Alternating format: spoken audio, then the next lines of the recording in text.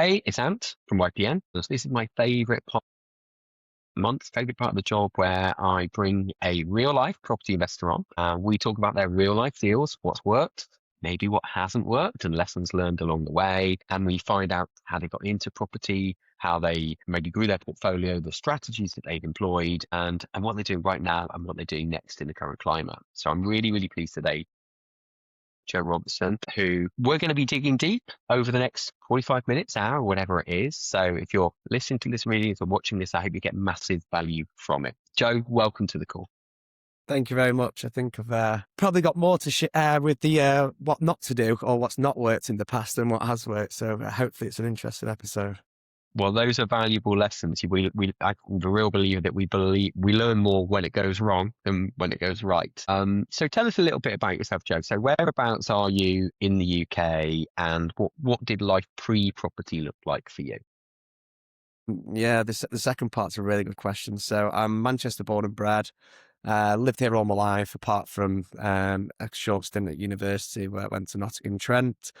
I'm a bit of a weirdo. I've known what I wanted to do from the age of 6 years old. And honestly, one of the earliest memories or dreams I had was actually building my own home, which I've still not done that part. But my father was in property and we were very much had humble beginnings, very much. And although mum and dad did divorce, I don't really have much relationship with my dad at all now. But what I did witness was the power of how property can transform lives, wealth, time freedom, location freedom, that the whole thing from a really young age. Like, we didn't have anything. And from my understanding, my dad was very, very disciplined, didn't spend any money he had when it was growing and this, that and the other. But with the transformation of capital appreciation and building up a portfolio of buy-to-lets is what he had at the time. He all of a sudden went probably extremely wealthy, should have said, really. Unfortunately, mum and dad were divorced by that time.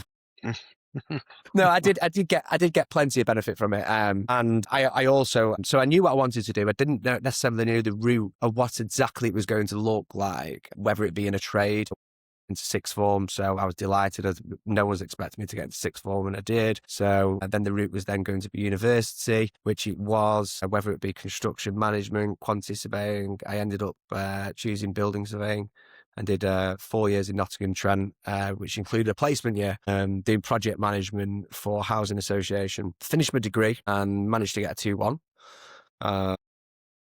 You did better than me.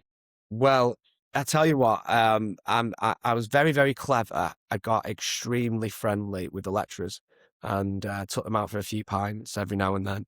And they put a monumental amount of effort into finding me a placement in 2009 when the construction industry was just collapsed. There was no one getting these placements on these sandwich degrees. And through taking someone out for a few beers, it secured me that. And also helping me out with coursework if I was ever struggling or didn't understand something, they put extra effort in for me. It's a top tip for anyone listening at that stage. It's worth its weight in gold. Finished university with 2-1.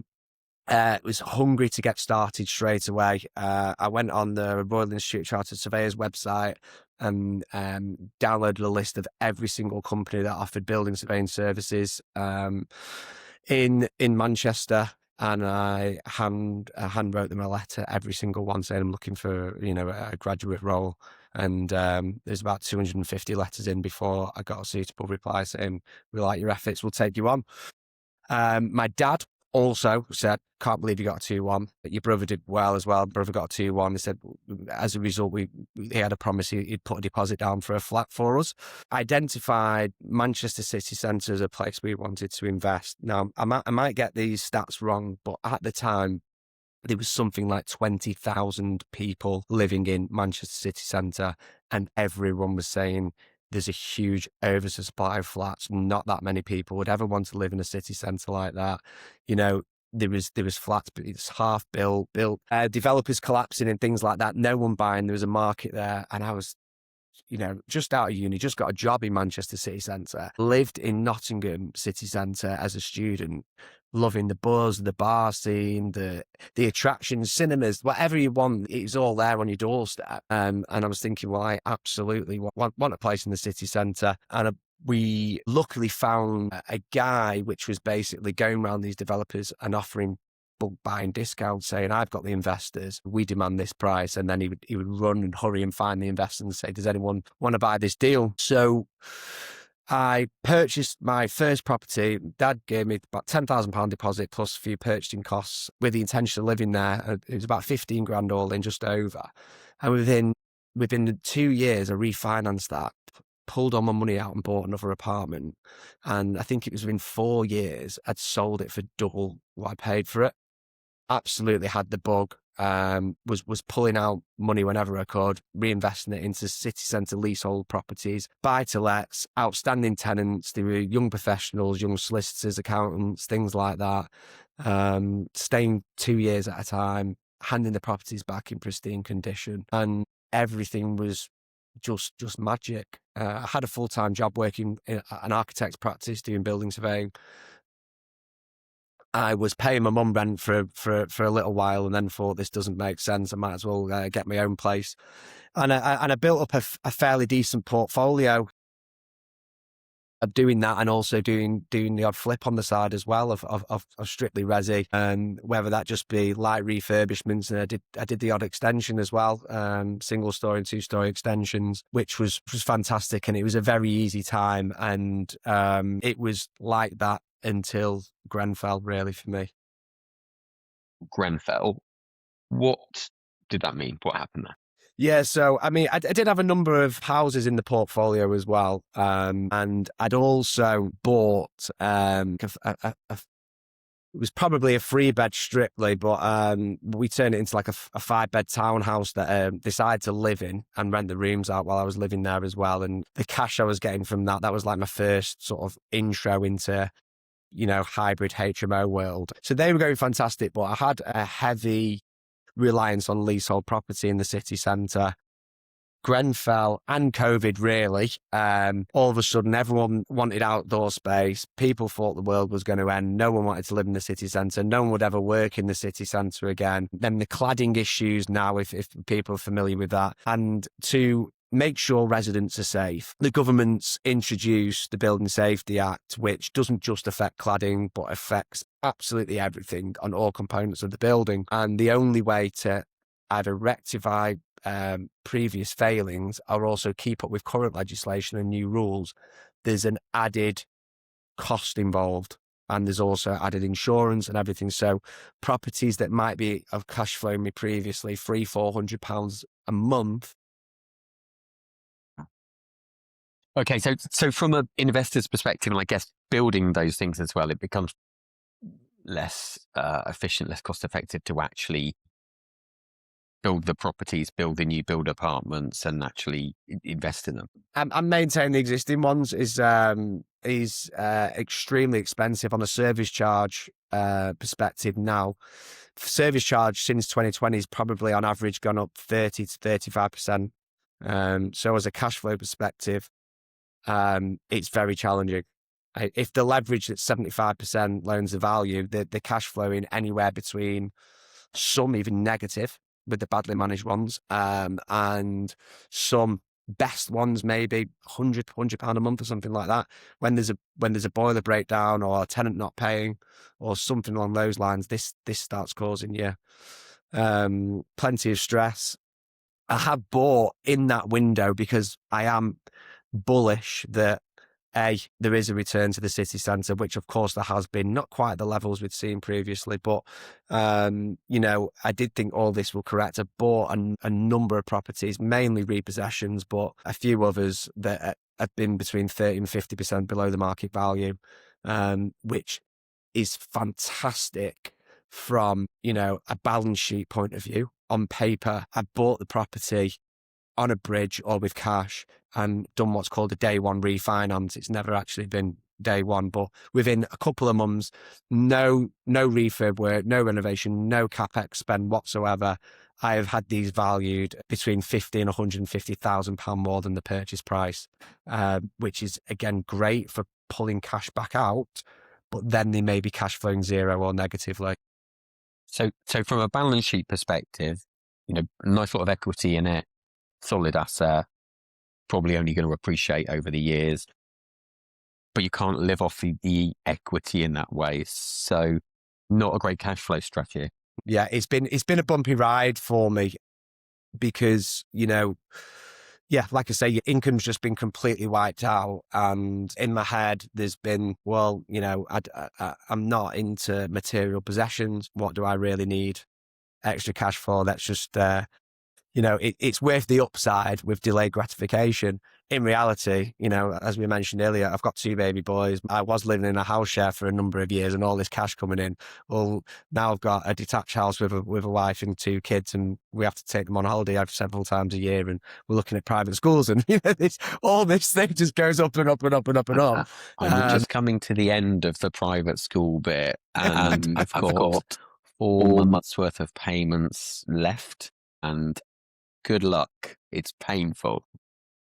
And the figure now obviously just goes up. So if it's 15 grand a year per child now, in a couple of years that'll be 16, 17. You have to be realistic about these things.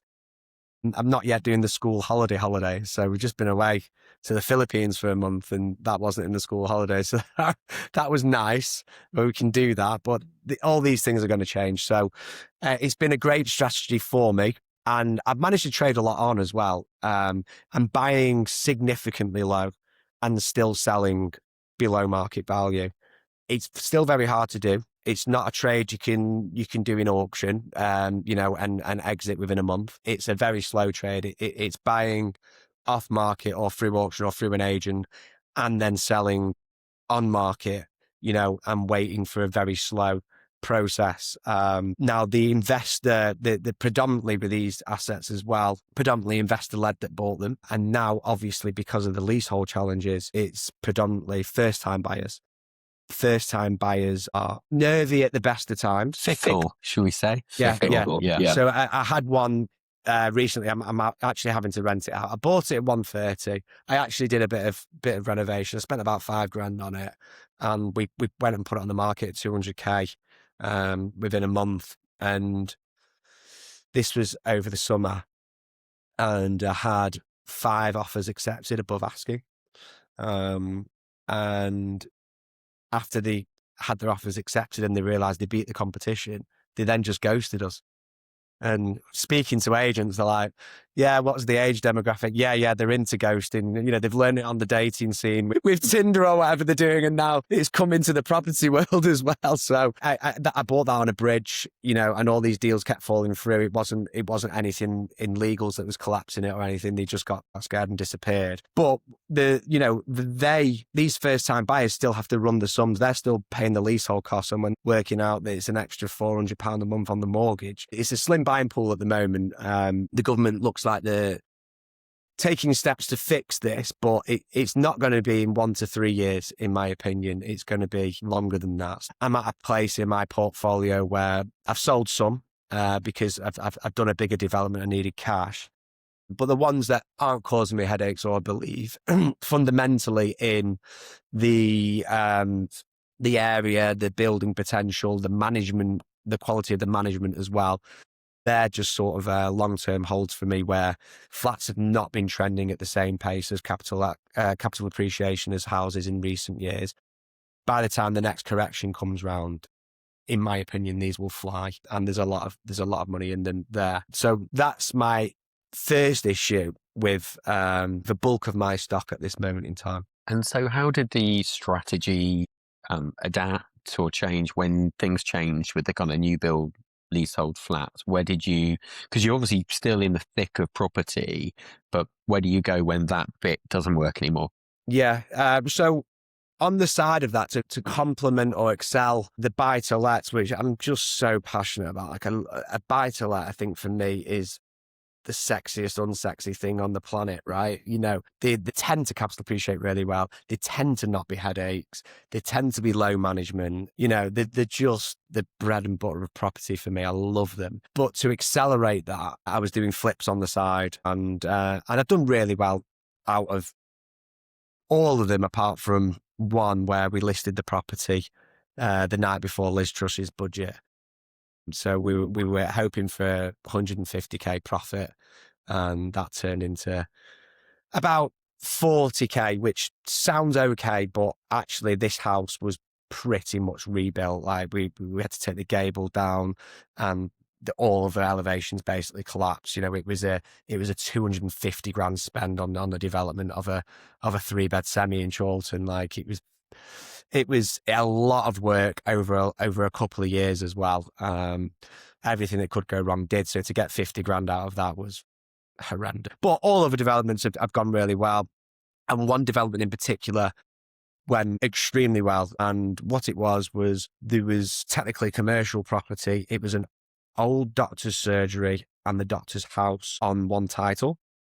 And over the years, both properties had been used as the doctor's surgery, and both properties had been used as the doctor's house when they outgrew the practice, or maybe the kids grew up, or whichever order they did it in. They were both originally built as houses, both at one point turned into commercial, and both, you know, had been residential as well, basically. We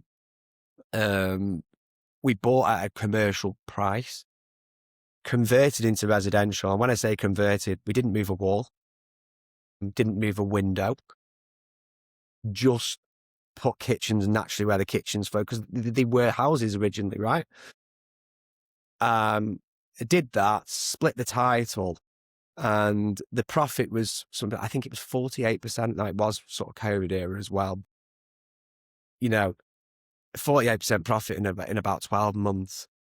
And that opened my eyes to commercial. In the fight of bidding wars and everyone wanting to get into property and getting into residential, this really opened my eyes to, first of all, I was too scared of the premise of commercial. Of it's harder to understand the demographic, the demand for commercial. But if you can buy commercial and convert to residential, now that makes a lot of sense. The government and councils seem to like it. They're on your side. We're creating more homes. So I started going down that route and paying for education, paid for mentors, paid to be in networks, and going all in.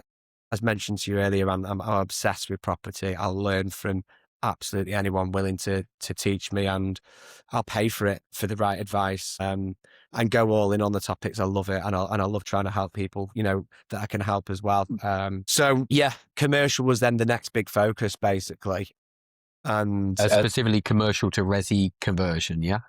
At first, that was the driver and the motivator. And then the more I learn and the more I read and study and interpret the economy and the health of the economy, I'm currently actually fascinated in commercial on its own as well, or mixed use. I think mixed use is so overlooked. And but commercial as a premise, I think you're dealing with we're dealing with bricks and mortar still. We're dealing with rentals or leases still. We're dealing with development still. But the mindset of a commercial property owner versus a residential property owner are miles apart. Residential property owner I've ever had a conversation with convinced the property is worth X because they bought at Y and properties have only ever gone up. Okay. I bought 30 or more properties below residential. This is below the prices that the previous owner had paid for them.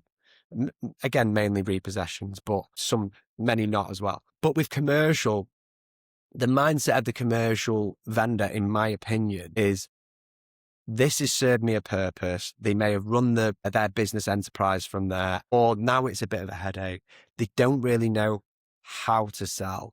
They've kind of forgotten about it. Maybe their pension owns it, and it's not put it on Rightmove and we know what it's going to do with it, or invite your local agent round who you've known because you bought and sold a house through them, and so's all your family. They don't really know where to turn. When they do go to an agent, commercial agents vary on performance wildly compared to residential as well. And it's a very clicky world where they look after the ones that are giving them constant repeat business. Some put them on for way too much. There's not many eyes looking at them, so they stay on the market a hell of a lot longer, which you know is a downside when you're going to need to sell or want to become liquid or anything like that as well. So the more I looked into it, basically, the more I got pretty obsessed with commercial, either mixed use or commercial on its own. I'm currently focused on two strategies, which maybe we'll talk about later. One is bread and butter, as close to buy to let as possible, mixed use, so we're flat above, and then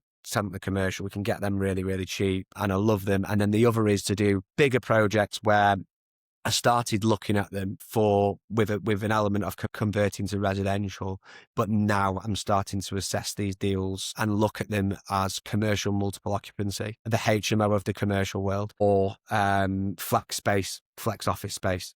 So Okay. they're the two. They're the two. And maybe I'm getting a bit of ahead of myself. So No, maybe, I think it's a good time to talk about it. That mixed use strategy, where do you see the opportunities are in kind of is it in the high street? Because we perhaps read all the time, retail's dead, the high street's dead. So who would you be looking at as a potential tenant in a mixed use in the commercial bit of it? So yeah. who would that be? So I'll answer it in two ways. One as a generic overview, and then I'll give you a live deal example as well. So a generic overview is it's tough to know, and it's hard to do this research. So finding and speaking to good quality agents and assessing that demand. And for me, I'm really only looking at Class E. Now, Class E covers a very, very broad spectrum of use classes that used to all be separate and now are all lumped together. So if I can buy a Class E, it maximizes what the end user can use this for. High Street, I think, is on a bounce back or a comeback. You can see the business rates that's currently applicable, and see if a small business has 100% relief, majority relief. Really attractive model is if you can split a unit into really small units have really big demand at this moment in time. And even if it's the back where you think it might only be storage, that actually might be a photo studio. It might be a podcast studio. It could be yoga. People could be beauty therapy in there or anything that they don't need a front facing shop necessarily at all. They actually probably just want low cost. So there's a wide array of tenants and demand, and a really brilliant way for me to test that is just putting a mock advert on Gumtree and saying this is the area, this is the postcode, some generic photos, and just listing the size and seeing what comes in. It's brilliant. So if you can, so that's what I'd look at on that. And the deal I'm looking at the moment that should have completed in November, and it still hasn't completed yet. So hopefully I would have at least exchanged by the time we release this information, so no one nicks it off me, because I've got a really good story about someone nicking a deal off me as well, with a loss of about 5K. But so this deal's a semi-commercial property. It's in Stockport in Greater Manchester, not in Stockport town centre, in a place called Hazel Grove. It's on an A road, really long, just semi-commercial properties absolutely everywhere along a 1.5 2-mile strip, something like that. It was a restaurant, and it's got a 2-bed flat above. And the 2-bed flats in that area sell for around £150,000. The restaurant on its own could command between £22,000 and £25,000 a year. It's vacant though. So we're looking at £35,000 in rent potential. I'm buying it at 200,000. Immediately, I know I can tenant the upstairs because I know Resi better. I know I can tenant the upstairs within a week, within 4 weeks, as a worst case. The demand there is insane. It's really near a really large hospital, and it's on a main bus route, and it's on the road straight into Manchester city centre and Stockport. It's fantastic location. So I know the upstairs will rent immediately, and it'll get £1,000 a month. Well, that covers my sweat while I'm waiting for the commercial tenancy to be occupied. And the commercial tenancy, it was a restaurant, fully fitted out kitchen. The kitchen in there's, someone's told me it's worth 25 grand. So if an operator wanted to come in and didn't quite have the money for all these costs. And there's a bar there. There's tables. There's glasses on the tables. Like wine glasses on the tables. It's completely full, pristine condition. Maybe an asset, maybe a liability. We've got one of these imported, humongous pizza ovens on show, and I'm thinking, to the right person, that's worth a lot of money in here, or to even sell on marketplace or whatever. I'm also thinking, if I have no bites, how do I get that out? I have to I've got to move that thing out. Yeah. Take the shop front out and put a mini crane in and stop traffic. It's on a main, it'd be absolutely horrendous, but potentially amazing, right? This shop, next door's an estate agent to one way, next door's an optician's to the other. The original building line is where these shops are. So it's big enough for an estate agent, big enough for an optician's.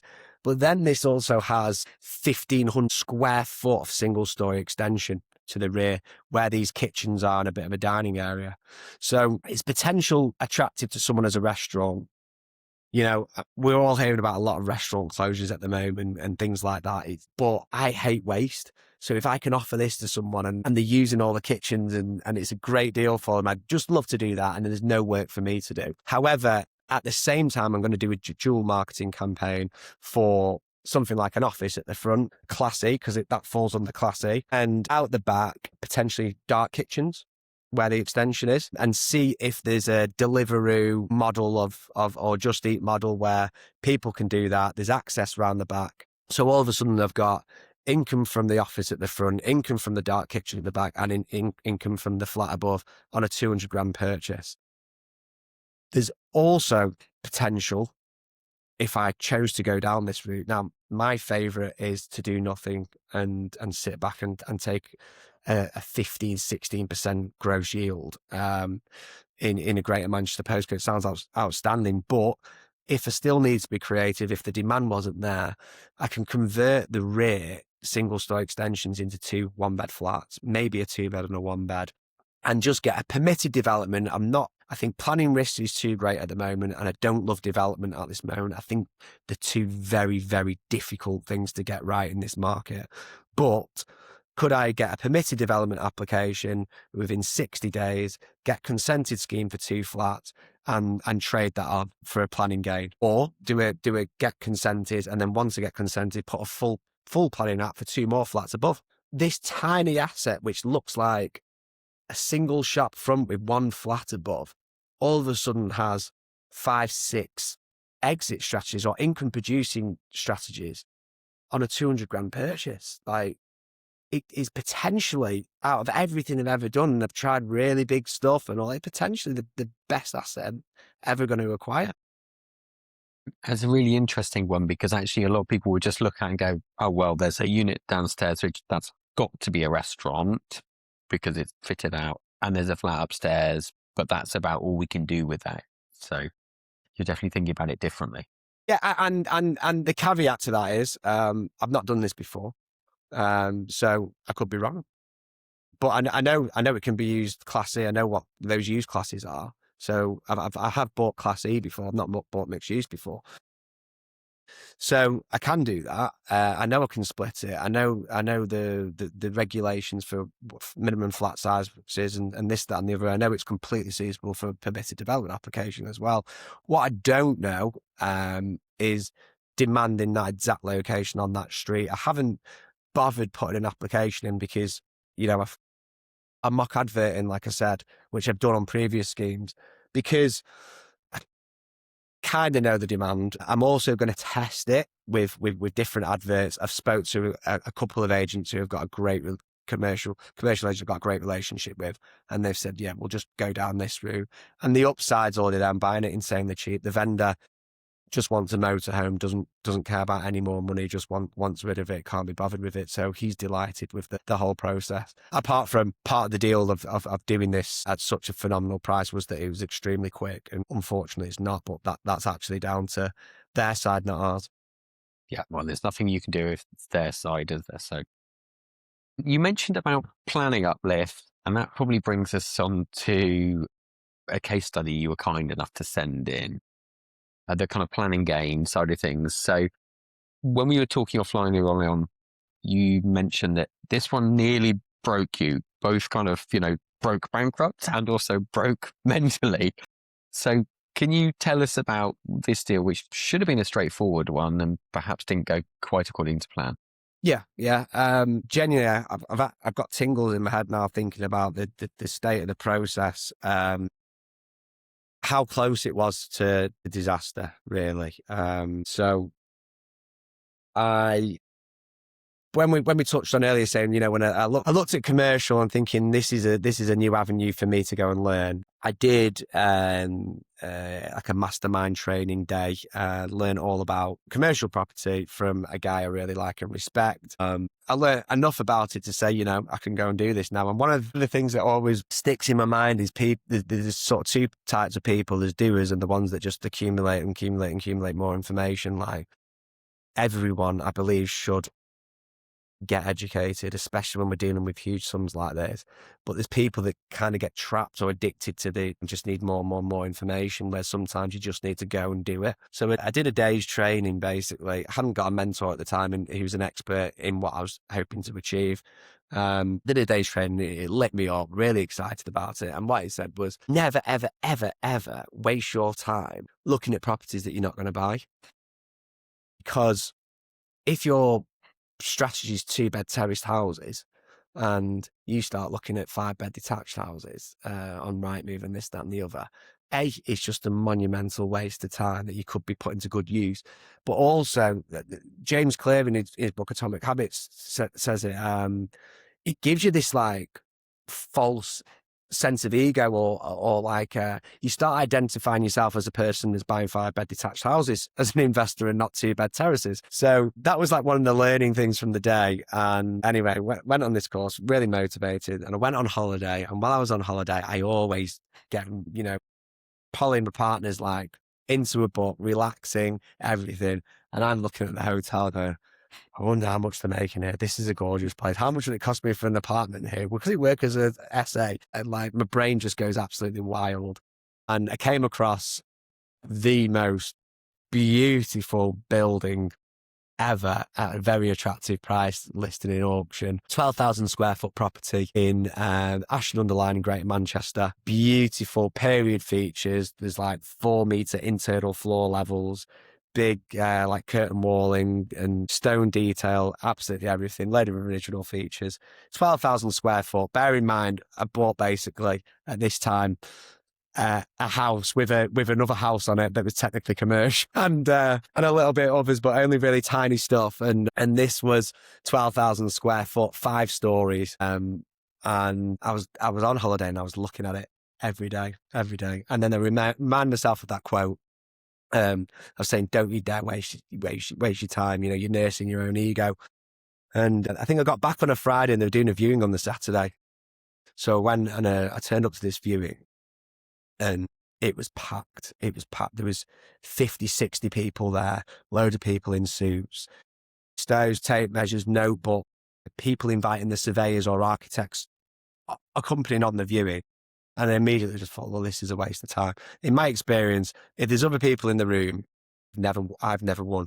I've never won a deal when I'm competing for a bid. I must be too safe or whatever it is, but I just thought, this is a waste of time, but I'm here now and it's a beautiful building. I want to look around anyway. So I collared someone that was hosting the viewings basically, and so the property was owned by the council. The auctioneers had inviting council employees in to answer any questions for people doing the viewings. So I spoke to this guy, worked for the council for 20 years, looked after the building since ownership, and he just whizzed me around in 20 minutes and everyone was there for an hour or more. And he basically said, building's solid, it's absolutely brilliant, up to date on everything compliance wise, because with the council, if we're not, how can we expect other people to? Said, yeah, lift's top order. It was installed on this day. Says the only thing is the boiler's gone. It's been decommissioned. So other than that, everything's great. And that was enough for me. So I was in and out in about 20 minutes, even forgot to take photos. And the auction went live on the Monday and the auction pack only went live the same day. So I bought a few through this auctioneer before as well, and I knew they were a good auctioneer. So I had a fantastic relationship with my solicitor at the time, and I rang her and I said, look, this is going live then. It's going to be big, it's going to be juicy, and I need you to review it. And I just went, ignore all the complaints. Don't you worry about that. I just want to look at the title, everything else, and go for it. And she did. And she came back to me and said, yeah, it's a goer. And this is the first and only time in my life that I've ever bid on a live auction. I've always just waited till the end and done a post auction. Anyway, I bid and I was the only bidder. And I was £2,000 above the guide, which was like £300,000. And what I did is a bid, had a rush of butterflies, closed my laptop, ran into Polly and said, I've done something stupid. I don't know what I've done. And I couldn't bear luck. And then however long later, I had an email saying, congratulations, you've won.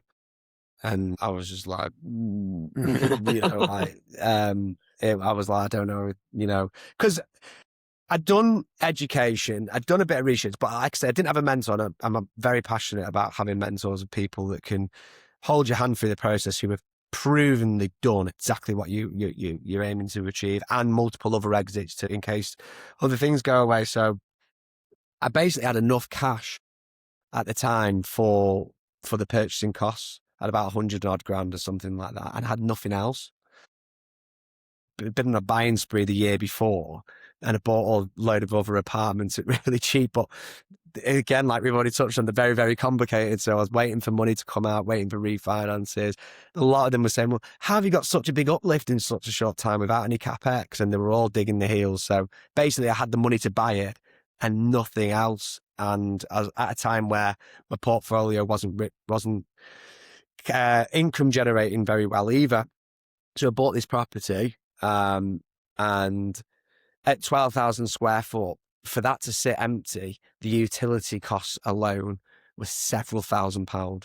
They were on like a 3-second meter reading, and and I was just like, I needed to get planning permission. First, I was going for 16 ensuite studio HMOs in the uppers, leaving the ground floor as commercial, but doing some floor plan optimization and potentially splitting the units.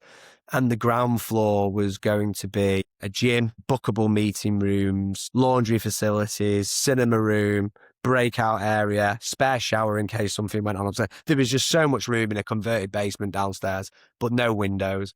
And I thought, it'll get me more money, or costing it'll get me more money attracting a highly professional HMO tenant rather than renting it just as storage space or something along those lines.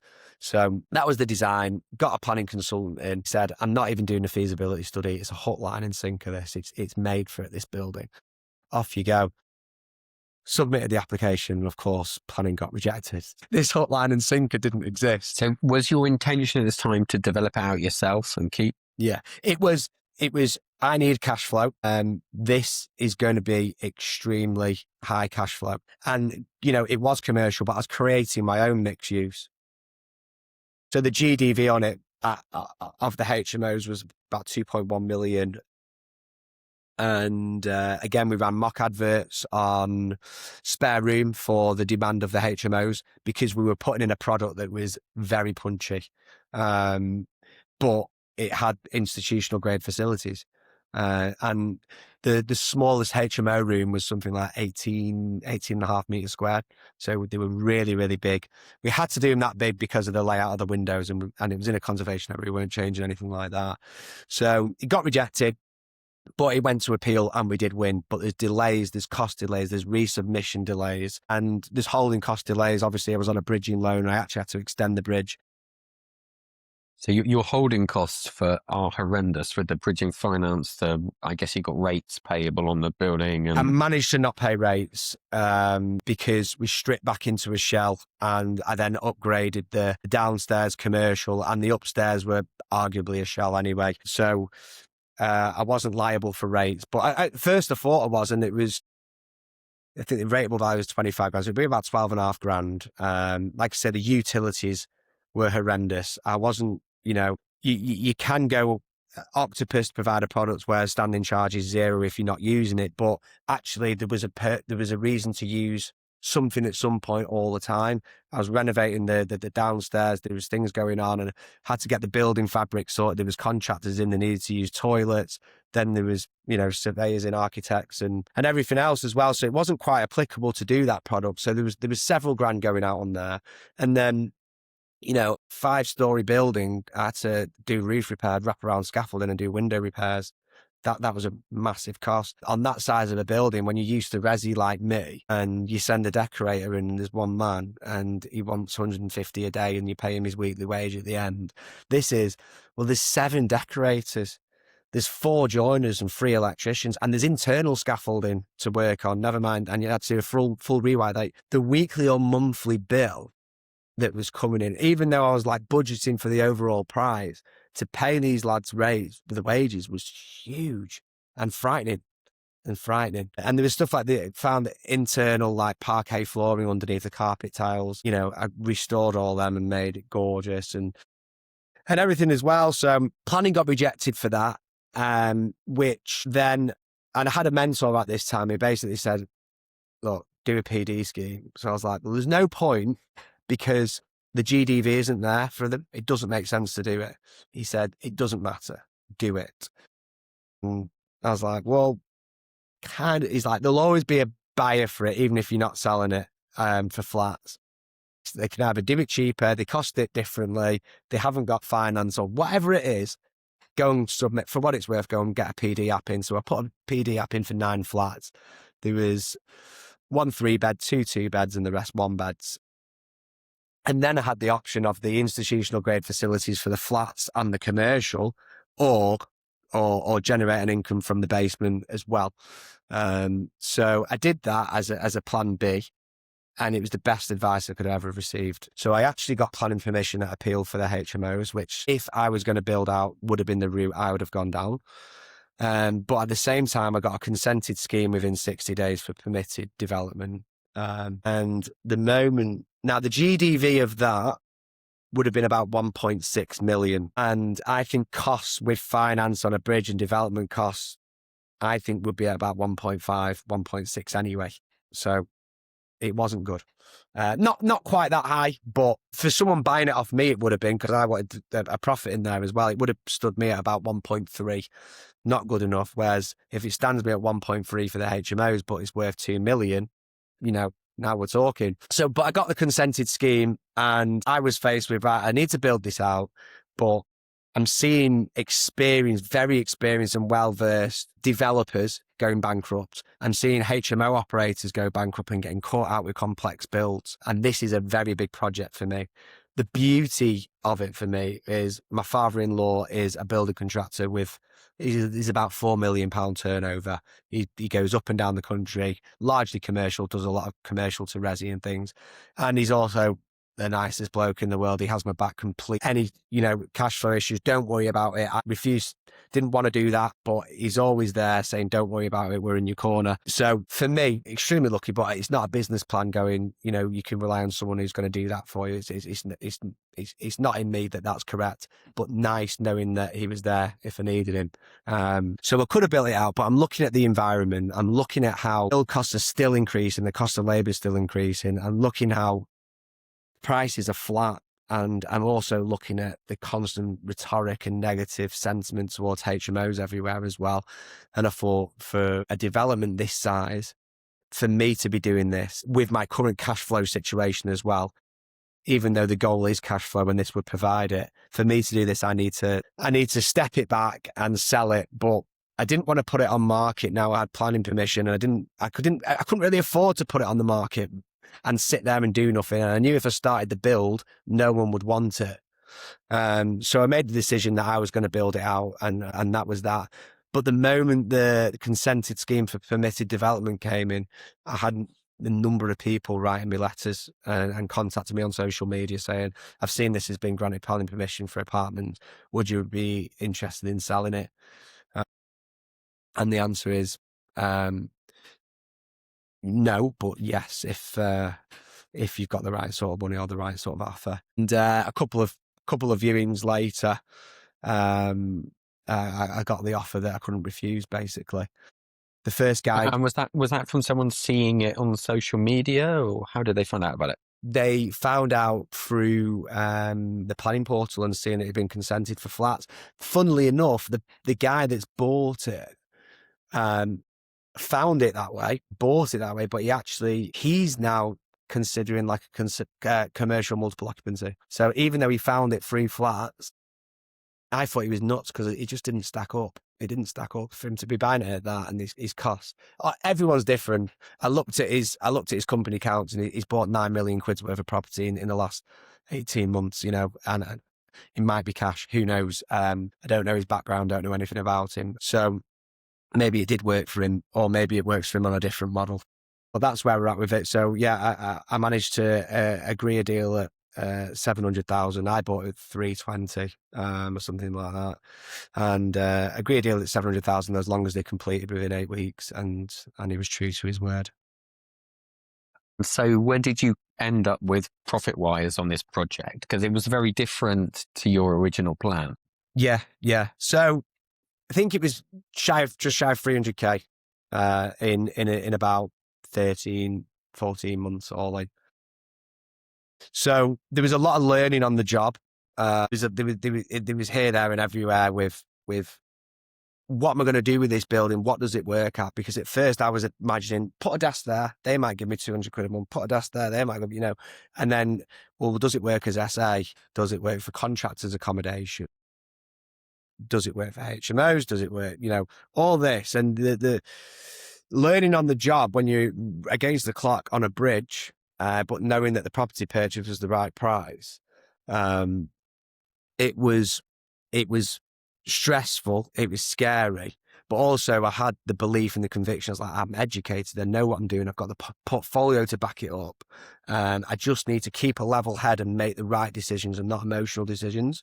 I had a number of challenges with other properties during that period where refinances, which should have been taking 6 weeks, were taking more than 6 months. There was titles that were stuck, sales falling through on other assets just to get me some money in. I raised finance privately for projects, and I didn't do it on this one because I was like, it's not a proven concept yet, basically. So I'm not gonna raise on this. So it was my own cash. I wasn't taking any more investment during that time, and I also had to pay other investors back for other projects as well. So at one point there was private loans, business loans, credit cards into the hundreds of thousands of pounds to keep me afloat.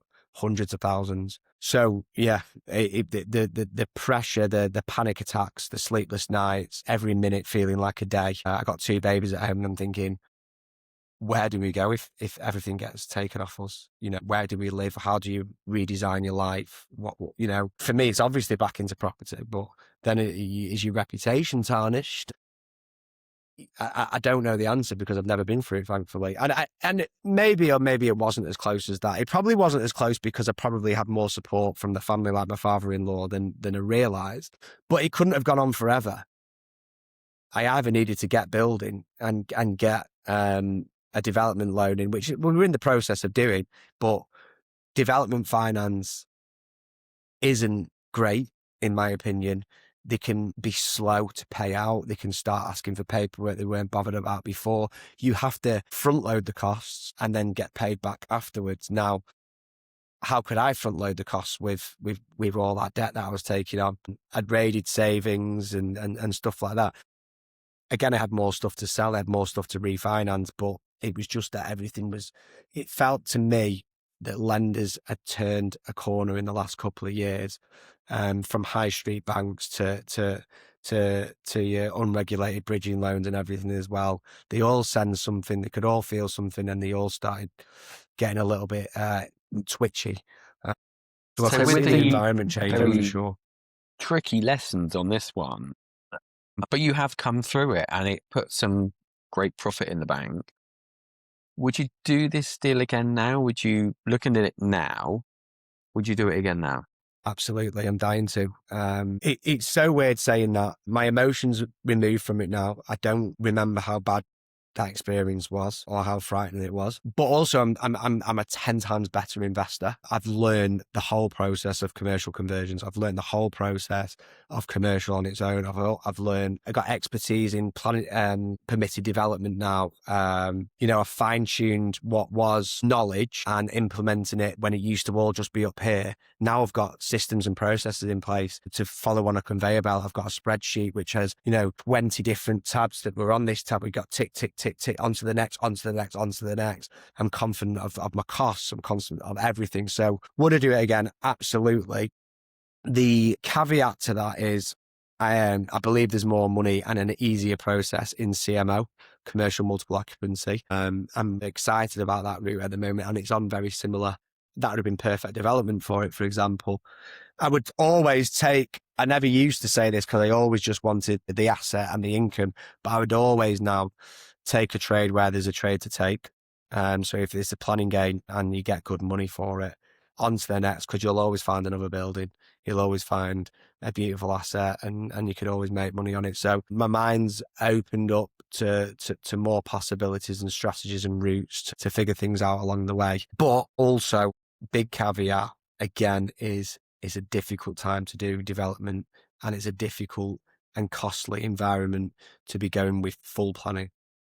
So PD, yes, and development as little as possible. Again, touching on semi-commercial that I love at the moment. I like that because the flat's already there. Yeah, it might need a replaster and it might even need a rewire, a new kitchen or something, but we're not doing heavy development. We're not doing ground up extensions and things like that, which cost money and time. We're in and out in a few weeks, sometimes with tenants still in situ. So for anyone who's got maybe a portfolio of residential properties where you were, what would your advice to them be, say, what strategy should you follow next? Is it this kind of mixed use, kind of high street or certainly urban areas where they're getting a bargain because there's maybe a vacant commercial downstairs with resi upstairs? Do you see that as the kind of natural stepping stone from resi? I think it's an extremely personal, not preference. I don't think it should be a preference. It's a business. It's a personal circumstance based on risk tolerance. So many people come to me all the time and say, should I pay off my mortgage? Not in property. Should I pay off my mortgage? Some people say it's not the right thing to do. Other people say it is the right thing to do. So what makes you sleep at night? Do you want the risk? Can you use that money elsewhere? As a financial sense, don't pay off your mortgage. You can earn better elsewhere, probably. However, what's your risk tolerance? And with this, if someone's got a portfolio of resi and likes resi, loves resi, and it's given them, I measure things on, I do a dream life assessment every single year. Okay. And then on my dream life, I picture it, I cost it out 10 years, 5 years, 3 years, 1 year, get very, very specific, 5, 3 and 1. Put my costs in there of what that looks like. We've touched on private schools, but a lot of it is being able to walk the kids to school, trying to do a date night a month with my partner. That doesn't cost anything, but there's a time allowance, a freedom allowance in there. If someone wanted as much time as I want and thinking going down a HMO route, well, I'd say, you're looking at the wrong strategy. In answer to your question, if it's a strictly financial sense, I believe there's more money, and it's not a lot of time in the semi-commercial. In the semi-commercial realm, arguably a little bit more complexity with the commercial element to get right. If you've not had experience with it before, with assessing tenant demand and knowing the risks of it being likely to be empty for a lot longer, but the upside of it being occupied for longer on full FRIs potentially, maybe not full FRIs, but likely if in what we're talking about with semi-commercial. I think it makes a lot of sense. I think it's currently not yet the flavour of the month, but I do see a lot more people looking at commercial now that previously haven't. You've got lower stamp duty. You've got potentials to convert to, there's more flexibility and more creativity options in it. Like the example I gave you with the purchase that's going through at the moment. So I think it's hot space if it floats your boat. However, if you've got no interest in it, stick doing what you know. As long as you're making money and you're safe, you're probably best doing that as well. And I wanted to ask you, well, there's been a lot of negativity in the press with the Renters' Rights Reform Act bill now in place. We see a lot of landlords who are exiting the market, who are scared. I just wonder if you give us your take on that, as it's not putting you off of resi at the moment. I welcome it with open arms. Labour government is way better for a property investor than a Conservative government, because they put in all these measures that make the the retiring landlords or the guys that used to be able to buy a house in a window where over any other 20-year stretch ever, the house prices just rocketed to a level we've never ever seen before. So they had, I'm not saying there was many difficulties in that era as well, but from a price perspective of capital appreciation, things were rocketing. Legislation was low. For a lot of that time, the cost of money was low as well, and you could do 100% mortgages or whatever. People are in their head thinking that's why they want to get into property, because they've heard of those days. Those days are gone, at least for the time being, but probably forever. So those guys can't be asked. They think it's not worth it anymore. They've already made loads of money. So they're selling up. When there's negative sentiment in the market, which sentiment's at the lowest since I've been invested since 2011, sentiment right now is the lowest I've ever seen, and so far away from the data. So that all data is pointing to the economy being pretty damn healthy. Okay. So we're in a safe, stable market and sentiment at an all-time low, which means the buying window is the best opportunity we may ever see in our entire lives. There's a reason I'm buying something at 200 grand that's worth 340. There's a reason I've just managed to make, I don't actually know if it's 300k yet, but still didn't make account at the moment. Revenue might be 250k on that property in 11, 12 months. It's buying something where there's no sentiment. So there's little competition. People don't think anyone can sell or anyone's going to buy. They feel honoured that you're going to buy. Just get rid of it for me. And this may happen for another year or two as well. Who knows? But actually, property prices are good. So we do a bit of improvement or do a bit of value add, present it in a way that looks nice for the odd person, or hold it until sentiment increases again. So a little exercise I do every year as well. 2 of the busiest days on Rightmove, for looking on Rightmove, people may know this stat. One of them is the 26th of December. Okay. And the other one is the 1st of January. There's another day in March, can't remember the exact date, and another day in May. Basically, as a rough rule of thumb, all agents basically say gear up and get them on before that day, because that's when everyone's looking. The March and May one aligns with school holidays, basically, and that's when it's the most active. People want to be in before Christmas, don't want to look over summer holidays. And those are, everyone's off work, everyone's filled the face of having a bit of a lazy day. They're probably on the phone, they get on Rightmove and they start looking for inventory. And they're also going, it's part of my new goals to either move house or to invest in a new property. So they're all looking then. So it's normally a monumentally busy and active time for inventory to go on. I was just looking for in a few areas, and I've not tested all of England and not tested even all of Manchester, just as a bit of I was actually looking for my own home. Nothing went on. Like the inventory is the all-time lowest, and I do this every single year. So people want to sell. They've given up even attempting. They're not even putting it on. So for me, that filled me with excitement. I've got 1,500 letters going out, off-market letters going out, hopefully I know I talk a lot, so maybe this is right, but hopefully today, if I get the data cleared to a satisfactory standard, they're getting sent today off-market. I do a direct-to-vendor campaign. That's that's 1,000 letters more than I normally send in any one batch at a time.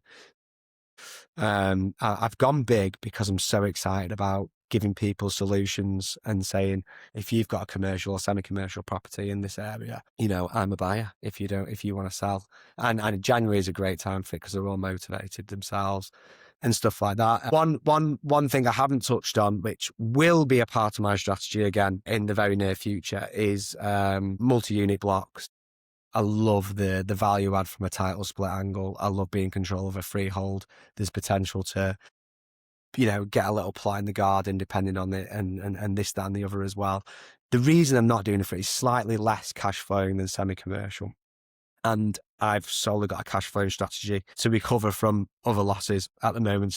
So once I build that up and I get to maybe 12, 15k a month net cash flow, I'll start looking at blocks again with another off-market campaign. But that's also an exciting strategy if people are interested in that. I think it's lovely, but I'm not currently operating in that space at this moment in time.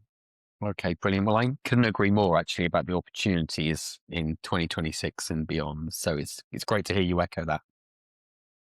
We've got people watching this, listening to it.